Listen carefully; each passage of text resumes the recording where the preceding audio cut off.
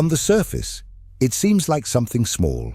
Someone makes a sarcastic comment and your mood plummets. A light criticism at work, and you spend the rest of the day brooding. A message read but not replied to is enough to spark anxiety. Small provocations, minimal frustrations, sidelong glances, all of this has the power to completely destabilize your internal world. And you may not even realize it, but this says more about your imprisonment than about the people around you. We live today in a highly sensitive and deeply reactive society. But reactivity, despite seeming spontaneous, is a psychological conditioning. The brutal truth is that when you react emotionally to everything, you are not living freely. You are acting like a slave. A sophisticated slave, of course, who believes they are in control, but whose internal peace can be completely hijacked by a poorly phrased sentence, a gesture of disdain, or an opinion that contradicts their beliefs. Marcus Aurelius, Roman emperor and master of Stoicism, called this state slavery to impressions. In his work Meditations, he writes that human suffering is not caused by things themselves, but by the judgments we make about them. When someone insults us, what hurts us is not the words themselves, but the immediate judgment that it is unacceptable, unfair, intolerable. This judgment triggers an emotional cascade that ultimately drags us along like puppets. The most unsettling part is that this is predictable. Emotionally reactive people are easy to read, easy to manipulate. Their buttons are exposed, visible, and anyone who wishes to gain an advantage, whether in a relationship, a debate, or a power struggle, just needs to press the right triggers. This creates a society where control is not exerted through brute force, but through emotional engineering. We are controlled not with chains, but with words, and this should be more frightening than any physical threat. But there is a rare type of person who lives on another frequency. You provoke them, they do not react. You try to expose them, they remain silent. You try to destabilize them, they respond with an almost disconcerting calm. It is not coldness, it is not sociopathic indifference. It is a type of internal mastery that confuses others because it is extremely rare. These people have mastered a forgotten art, a state that the Stoics called apatheia, not absence of feeling, but emotional freedom. They are people who have cut the invisible strings that most of us don't even know we carry. And that is why this video is not about being impassive. It is about being sovereign. It is about learning, like Marcus Aurelius, to discipline your internal judgments so that no criticism, offense, or provocation can penetrate your core. Because, as he himself wrote, you have power over your mind, not over external events. Realize this, and you will find strength. Throughout this video, we will dive into the mental techniques and psychological practices that allow for the construction of this state of unshakable serenity. It is not about esoteric theory or hollow motivational phrases. It is about practical psychic engineering, reconfiguring your response system so that you stop being predictable and become inscrutable. This is a video for those who are tired of living reactively, tired of feeling exposed, vulnerable, emotionally manipulated, tired of losing themselves inside because of what happens outside. You can continue living as you are, reacting to the world like a programmed puppet, or you can start now to disconnect the strings. In this video, you will learn how to become so unshakable that you confuse people. In the contemporary world, being unbothered has become synonymous with emotional coldness. A blasé persona, indifferent, disconnected from reality. Someone who simply doesn't care. But this view is shallow and distorted. True emotional invulnerability does not arise from contempt or denial of emotions. It is the result of deep, deliberate, almost surgical internal work where one learns to govern their own inner world with the same precision that an emperor governs an empire. Marcus Aurelius, surrounded by external wars and internal betrayals, wrote a phrase that should be carved into the minds of all who seek emotional freedom. The soul becomes invincible when it refuses to allow any external event to disturb it. And what does this mean in practice? It means that the state of unshakable serenity is not passivity. It is presence. It is not the absence of emotion. It is mastery over the judgment that transforms stimulus into suffering. What makes an insult painful is not the sound of the words, but the belief you attribute to them. This is a humiliation. This is an attack. This cannot happen to me. When you remove that judgment, when you see the words as mere vibrations in the air, they lose their power. Not because you don't feel, but because you choose not to amplify. Being unbothered is not about not reacting. It is about reacting with sovereignty. It is the ability to observe the world around you, including provocations and absurdities, without being dragged by them. It is looking at an insult and thinking, it's just a noise. It's just a reflection of the other, not of me. This active neutrality is true power, and it confuses because it completely escapes the emotional logic of most. The truth is that the average human lives reacting like a conditioned animal. Give them attention and they become animated. Ignore them and they despair. Provoke them and they explode.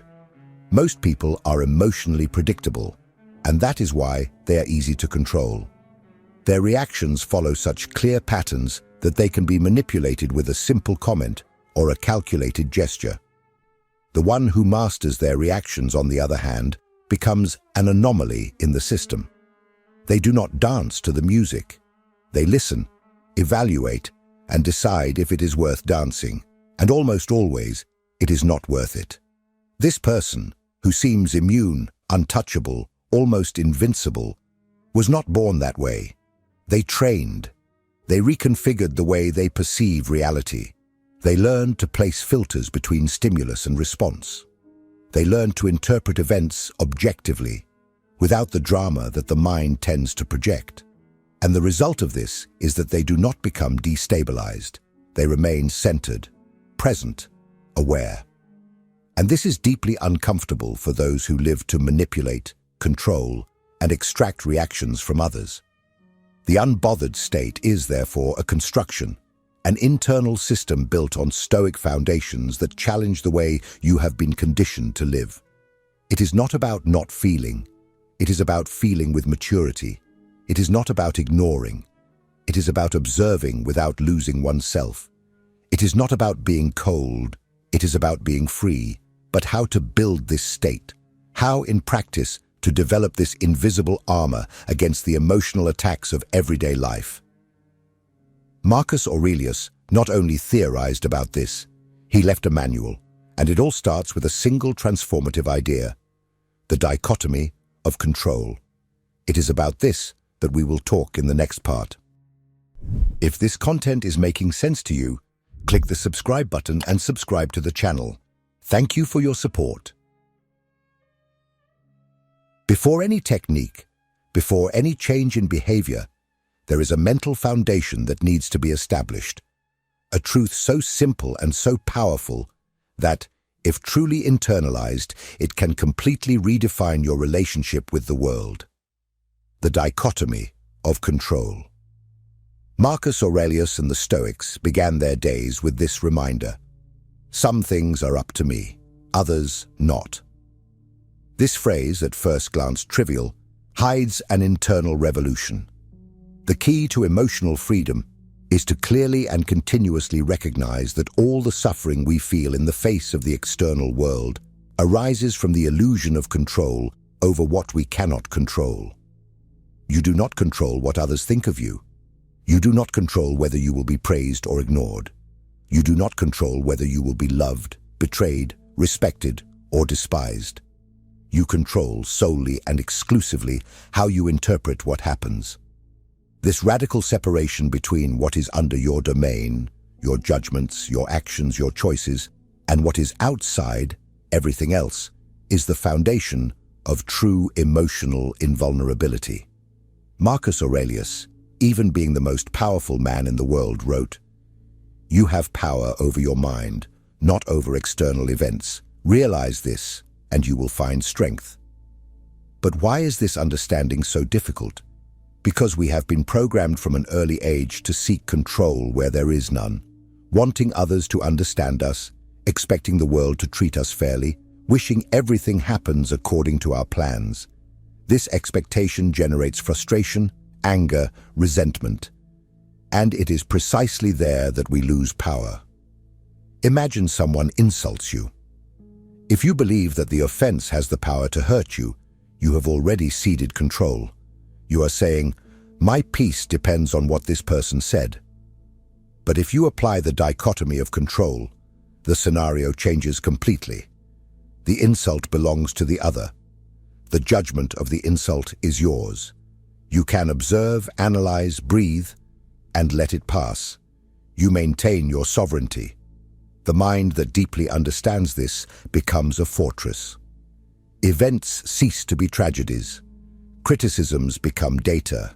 Failures become lessons, because everything is filtered through a consciousness that understands, I do not control what happens, but I control how I interpret. And the more you practice this filter, the more provocateurs lose power over you. They say what they want, and you do not react. They ignore you, and you remain stable. They try to manipulate your emotions, and you observe in silence. And that is where the disconcert arises, because the emotional game only works with those who still play. When you step out of the arena, the manipulator loses their weapon. Being unbothered, then, starts here. Training your mind to recognize, in every moment, what is under your control and what is not. Every time something affects you, ask, is this under my domain? If it is not, why would I allow it to govern my internal state? But this is not merely a rational practice. It is a discipline, a continuous reprogramming of how you perceive the world. And to make it truly functional, Marcus Aurelius offers us a technique as powerful as it is counterintuitive, to describe the most painful events with a clinical, almost absurd objectivity. In the next part, you will discover how to transform insults and offenses into mere vibrations in the air, and how this change in internal language can destroy the root of almost all emotional suffering. Most people believe they suffer because of facts. But Stoicism teaches us something much deeper and disturbing. We do not suffer because of what happens. We suffer because of the story we tell about what happens. Marcus Aurelius developed a rigorous mental practice he called objective representation. A technique simple in form but revolutionary in effect, to describe life events in a radically neutral, raw way, without emotional adjectives, as if you were a clinical observer, without personal involvement. By doing this, you deactivate the emotional trigger that usually accompanies events. Imagine the following. Someone insults you. The automatic reaction would be to think, he disrespected me. How absurd. What an injustice. And with that, anger arises, the ego inflates, and you enter a cycle of suffering. But Marcus Aurelius proposes an alternative. Describe the same event like this. A person moved their vocal cords, producing sounds that my brain interpreted as negative words. Does it sound ridiculous? Great. That's the point. By reducing the insult to its physical component, sound vibrations, moving air, waves hitting the eardrum, you break the spell. The emotional charge that seemed inevitable dissolves. The event is just that, an event. It is not an offense. It is not an injustice. It is not a tragedy. It is vibrating air. This practice can be applied to everything. You were not betrayed. Someone acted according to their own impulses. You were not wronged. A set of actions occurred outside your expectation. You did not lose everything. You are facing a new scenario with fewer resources than before. Each of these reframings removes the dramatic subjective element, and by doing this, you cut the automatic link between the event and the emotion. You break the bond between stimulus and suffering. This does not mean ignoring reality or pretending it is beautiful. On the contrary, it is to face it with brutal honesty, without emotional makeup. Objective representation is an act of radical lucidity, a constant training of the mind to see things as they are, not as your impulses want them to be. Marcus Aurelius wrote to himself every day, reducing events to their basic components. Did someone offend me? Perhaps. But that does not harm me. It is just an external opinion. He mentally dismantled the event until there was no fuel left for suffering. And this daily habit made him free. Now think, how many times have you fed your suffering just with words? How many times have you reinforced your pain with an inflamed narrative, repeated mentally until it became unbearable? What if you cut the root of that narrative? What if you trained your mind to see what is, and not what your emotion wants it to be? This technique is not easy. It requires discipline and vigilance, but by applying it, you distance yourself from the emotional reactivity that enslaves most people. And the more you practice it, the more you become indecipherable, unattainable, confusing to others. But the question is how to maintain this perspective when everything seems too intense. How to stay calm when the world seems to be crumbling. Marcus Aurelius also had an answer for that. A technique that involves changing your point of view so drastically that suddenly everything that seemed large becomes invisibly small.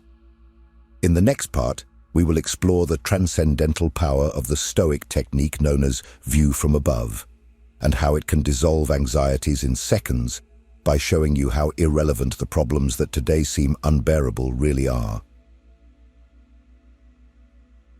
There is a type of suffering that arises not from pain itself, but from the illusion of importance.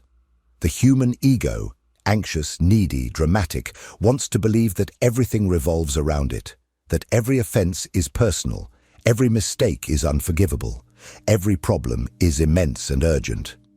And it is precisely this illusion of centrality that keeps you trapped in the cycle of reactivity. Marcus Aurelius once again offers us an escape, the mental technique of the view from above, or as he himself described it, seeing things as if you were looking from very, very far away. Imagine for a moment that you could leave your body, rise a few meters, then higher. You see your neighborhood, your city, the country, and you keep rising, continents, oceans, the entire planet. You continue ascending until you leave Earth behind. Now from space, the blue planet is just a suspended dot in the black vastness of the universe. Keep rising. Galaxies, nebulae, billions of stars, solar systems, worlds, and down there, you. A human fragment surrounded by other fragments in conflict over words, titles, likes, vanities. This visualization practice is not spiritual fantasy. It is a precise psychological maneuver used by Marcus Aurelius to neutralize exaggerated emotional reactions. In his meditations, he repeatedly invites us to look from above, to observe the comedy of life, with the detachment of someone who sees the whole picture. Think of the vastness of time and space, and you will see how insignificant human dramas are. The insult you received today, invisible on a cosmic scale. The betrayal, a microscopic event on a lost planet. The public humiliation, a muffled whisper in the eternity of time. This exercise provokes a healthy collapse of the ego. It breaks the illusion of grandeur of your suffering, shifting your perception to something greater, impersonal, and true. The universe doesn't care about your problems, and this, instead of being depressing, is liberating. You don't have to carry the world on your shoulders. You don't need to win every battle. You don't have to react to every provocation. Because in the end, none of this matters as much as your mind makes it seem. Perceived insignificance is not a sentence of apathy. It is a key to tranquility. It is the antidote to drama. And the beauty of this technique is that it can be practiced at any moment of tension. Just close your eyes, Mentally zoom out and ask, will this matter in 100 years, and in 10, and even tomorrow? In the overwhelming majority of cases, the answer will be no. And with that, you interrupt the cycle of suffering before it even begins. The view from above is a kind of cosmic recalibration of perspective. It reminds you of what is truly small and what is truly great. Your inner serenity, your awareness, your ability to choose your response. But even with this new perspective, the world will still test you. People will still act unjustly. Difficult situations will still arise. And that's where another Stoic technique comes in, perhaps the most uncomfortable of all, to imagine every day the worst possible scenario. In the next part, we will explore how negative visualization can emotionally prepare you for everything you fear most, and turn even the worst days into exercises of mental strength. If what you're hearing resonates with you, you'll find real value in my ebooks. Beyond the Shadow breaks down Jung's core ideas, while Dialogues with the Unconscious gives you a 30-day path to apply them in your life. Both are linked in the pinned comment. We live in a culture that idolizes positive thinking. We are taught to affirm, to visualize the best scenario, to repel any negative thought as if it were poison. But what if the poison lies in avoiding those ideas? What if what emotionally destroys us is not the difficult events, but the fact that we are caught off guard by them? Marcus Aurelius and the Stoics believed exactly that. And that's why they practiced every day what seems like a sacrilege to the modern mindset, calmly and clearly imagining everything that could go wrong.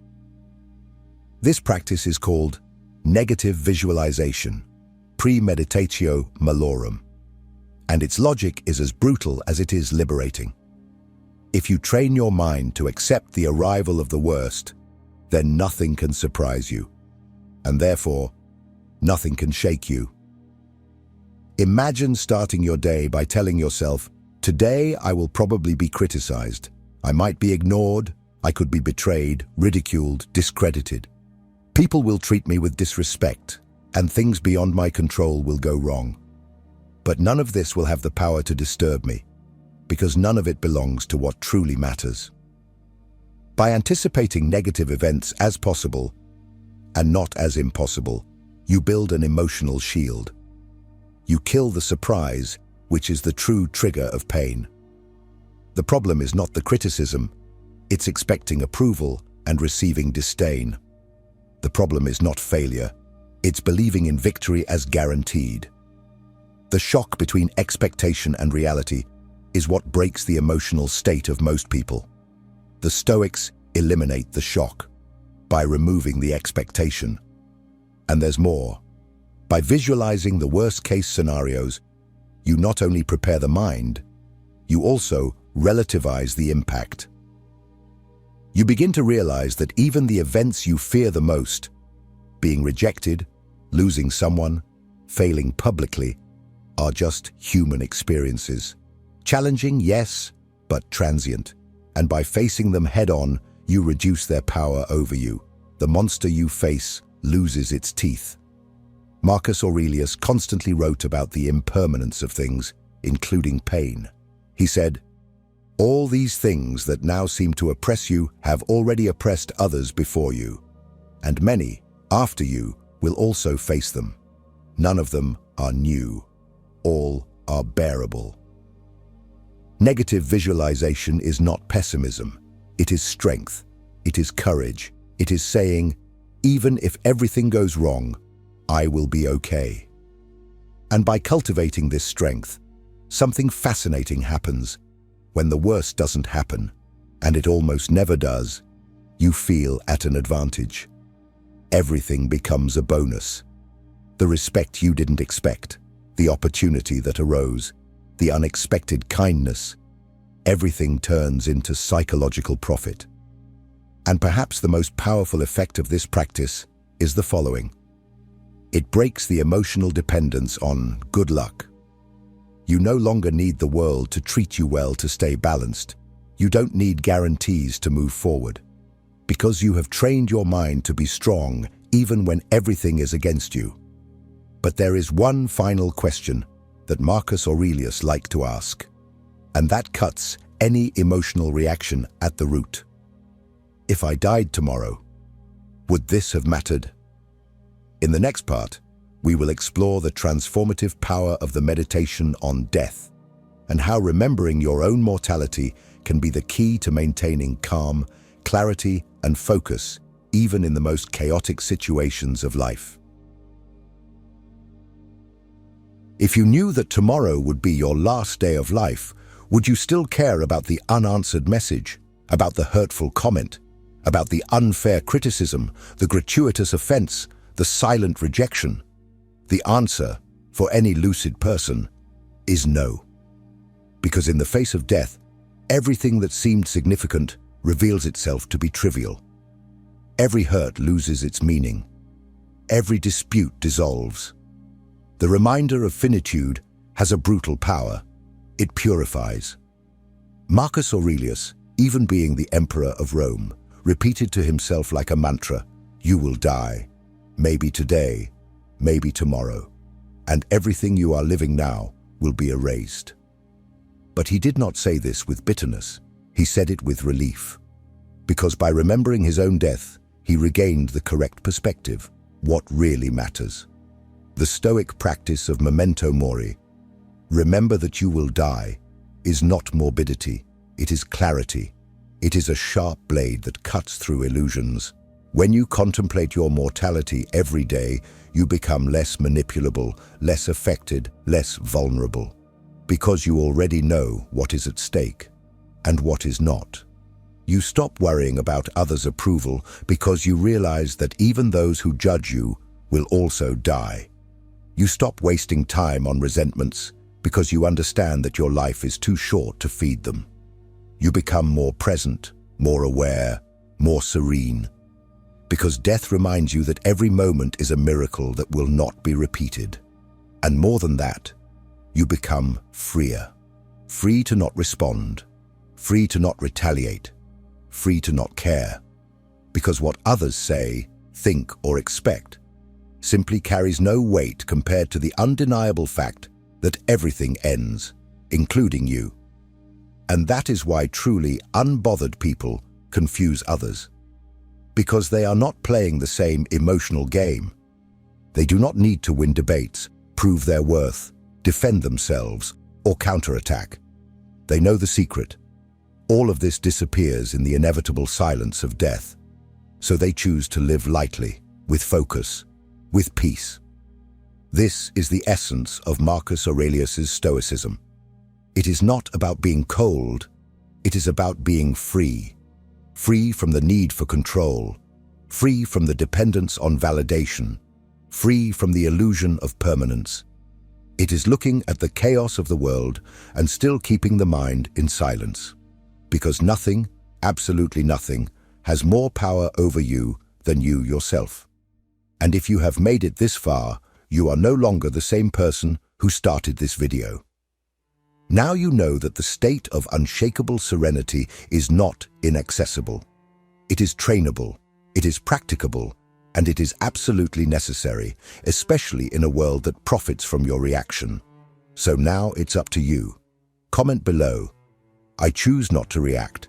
If this video has awakened you, if something inside you understood that it is time to disconnect the emotional wires that others tighten so easily. And don't stop here. The next video is a continuation of this path. It is just as important as this one, and it can give you another key to continue this process of psychological liberation. Watch now, because your mind deserves more than slavery disguised as sensitivity.